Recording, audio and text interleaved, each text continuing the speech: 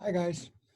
I saw a meme the other day that said uh, May 1st, welcome to the fifth level of Jumanji, and I just chuckled at it. We feel like we've been through quite a bit of some adventures and some amazing experiences as life has changed so drastically for us in the past 2 months. It looks like we might be having some light at the end of the tunnel, but I chuckle at that because I saw another meme that showed Darth Vader um, in the scene of Rogue One where he turned on on his lightsaber and it was a red glow. It was, and the meme said, "Hey, this might be the light at the end of the tunnel, so don't want to get there too quickly." But whatever happens, however it happens, you guys have done amazing.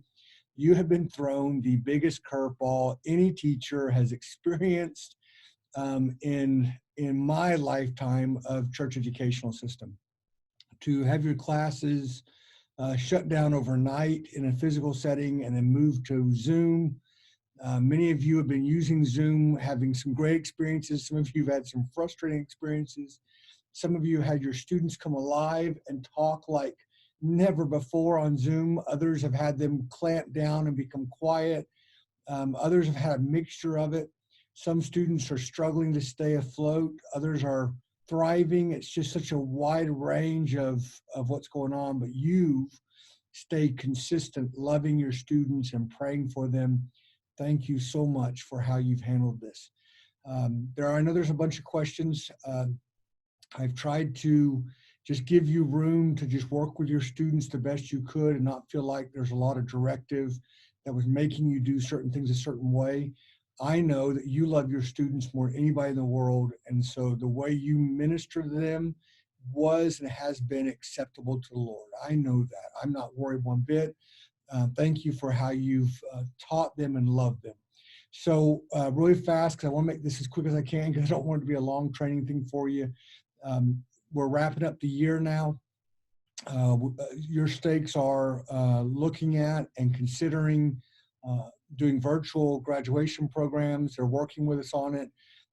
We're getting things ready for that. So I really do need your attendance updated.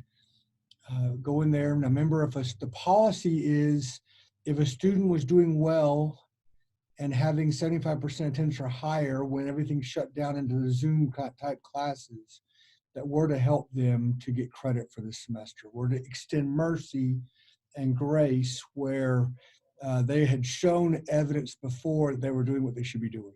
Now, you might say that's not fair. I don't think the word fair fits in the past several months. So let's just put that out. None of us are going to earn heaven. None of us earn forgiveness. None of us earn the atonement. It's not fair. This life's not fair.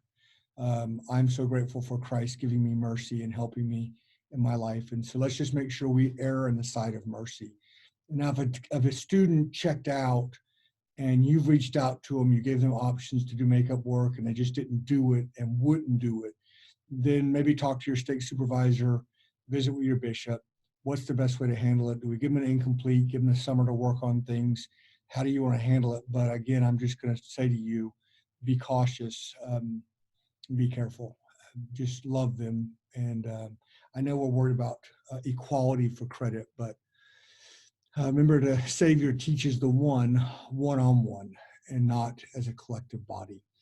When it comes down to the assessment, yes, we are doing the assessment. I know some of you have heard rumors online. The directive we've received from Salt Lake has been yes to do the assessment. Some of you are worried about the how far it goes with Alma 13 to 16.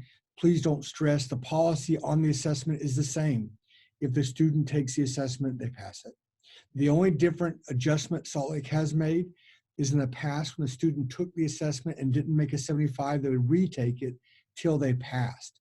And this time they said there's no need to retake it. If a student takes the assessment, then they pass the assessment, meaning you go ahead and go in there and give them a 75 for that. Maybe again, you're thinking, why even take it? The assessment's meant to be a tool for the student to assess where they're at. It's not meant to be a bully club. It's not meant to be difficult for them as to hurting them. If you have a student that has particular special needs that they are unable to take it with an adult with them, and you want to go ahead and excuse them from that, again, we trust you. You do what you need to do. But the assessment's not going to hurt anybody. It will not hurt anybody. If the student will log on and take it, then they can take it. We'll activate the assessment here today. The students will get an email, and then at that point they can go take it at their will, and you can send out a message to them saying, hey, do your best, everyone will pass. That'd be great. Or maybe I'll activate it Sunday, and that way it gives y'all time to reach out to them. I'll do that. We'll activate it Sunday or Monday. But again, the idea being just have them take it to assess where they're at. As to reading to graduate from seminary, they have to have read the 4 courses of study. The church understands that some of the students did not get Old Testament. They simply said to move forward with that. And as we grandfather our kids through this new program, we'll just keep encouraging them to read with the Come Follow Me program. I do want to talk to you about some of us are worried about where we're ending at. We've always made it really clear that our curriculum is the scriptures and not the manual. And I know that there's websites and blogs and vlogs and Facebook pages that really push pacing, but we're here to teach students and not lessons. And there's no way that we can teach all of the things in the Book of Mormon effectively and meaningfully and thoroughly the first time through. It's just not possible. They're going to have opportunities in the future. And we need to remember that our job is to help them in the moment with what the Spirit wants to help them with in the moment that they're there. And so if you recall, President Benson would read a new Book of Mormon each time. He'd never reread the same one. Each time he'd mark it different. And when asked why, he said he didn't want markings in scriptures that would hinder the Spirit to show him new revelation, new impressions, new thoughts. So he would always use a clean scripture to read with. And then when he got done, he would pass it on to a child or grandchild or so forth. Maybe that's a little bit of a lesson for us to remember, that as we go through, what the students need now is most important, not all of it at one time. The other thing is, remember, we talked about in the summer, the church, President Nelson has made it very clear we are to be home-centered, church-supported. We are not church-centered, we're not, so the home doesn't support the church. It's reversed. The church supports the home.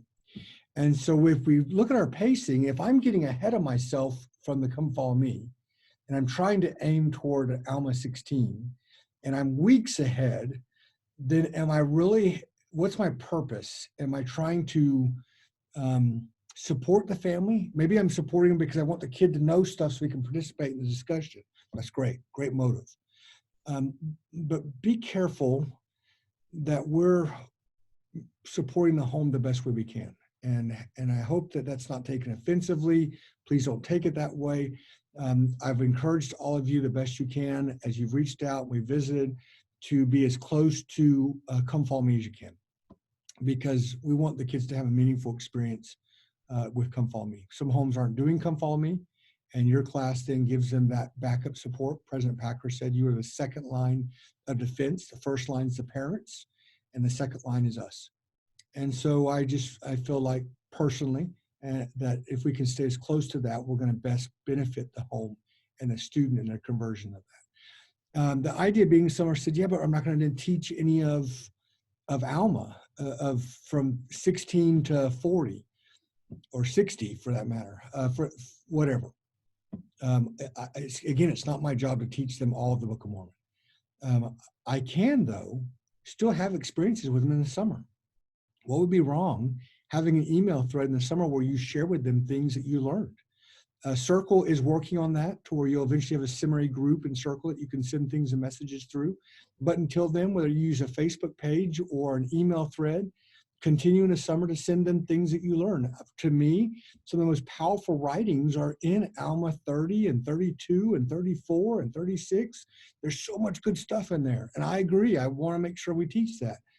But the way that this is working out, it's going to be tough. And so I can also, when I get into Helaman and Nephi, or even 4th Nephi, I might then cross-reference back into Alma 36.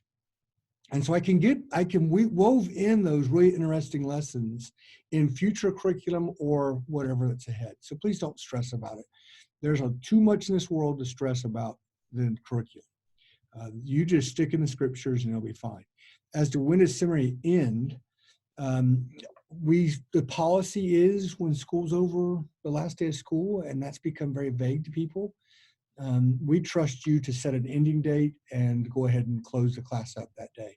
Would you please let Sister Pena and let your stake supervisor know what your last day of seminary is going to be. We understand that students are doing online. Some kids have been given all their curriculum and they're almost done. Some students are doing Zoom still. Every school is different. We're not going to have a blanket policy. Please set whatever day the last day of seminary is for your group and visit with your stake supervisor.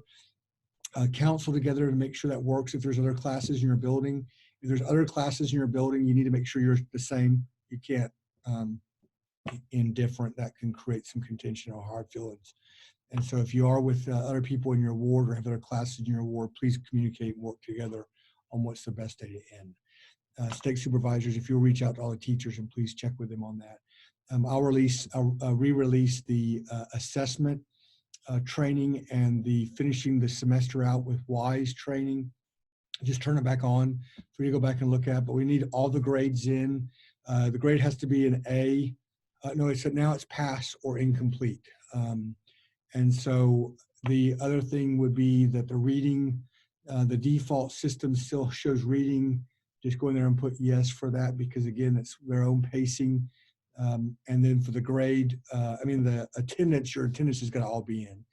And so please take care of your grade book and get that done. Please send to your supervisor and Sister Penna and let them know when the grade book's ready. Because of seminary graduations, we'll need that. We can't print diplomas and certificates until the classes are all done and then closed out. And please do not close out your class in the tab. If it does, it locks all of us out. It's a problem in the software. Please do not click to close the class up at the top. Just simply have your information in. Sister Penna will then wrap up the class and lock it up. But if you need something, your stake supervisor and myself are here to help you. We love you. We'll have some summer training available for you online with Zoom. We've got a big meeting. I just got off another one. We've been meeting quite a bit with Salt Lake. We've got another one on Monday for summer trainings and how they want us to kind of proceed with that. We've been in kind of a holding pattern, waiting to figure out what they want us to do. We will have hopefully one training that will provide for everybody to gather together in the summer. But again, right now we're told to hold on the date. So I'll just have to get back with you. Thank you for your patience. Thank you for being so supportive. Thank you for who you are and what you've done. And again, we know the Lord watches over you. You're serving him and you know that. You're serving your students and the Savior because you love them. And thank you for setting that example to all of us. I just want to express my love for you and how you do it. You have a great day and we'll check out and talk to you more later on. Thank you.